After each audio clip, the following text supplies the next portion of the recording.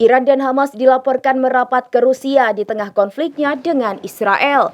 Presiden Iran Masoud Pezeshkian pada Selasa 22 Oktober bertandang ke Rusia untuk menghadiri KTT BRICS.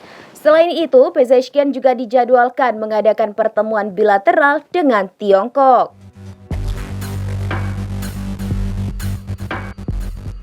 Iran dan Hamas dilaporkan merapat ke Rusia di tengah konfliknya dengan Israel. Presiden Iran Masoud Pezeshkian pada Iran.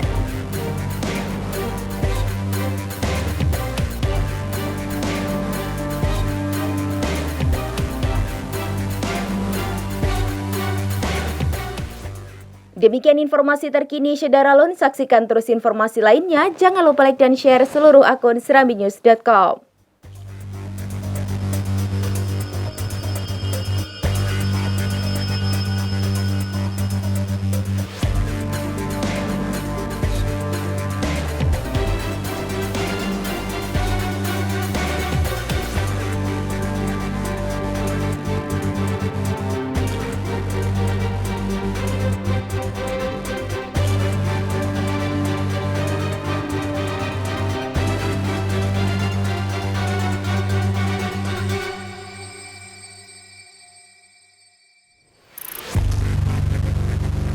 Download Tribun X sekarang, menghadirkan lokal menjadi Indonesia.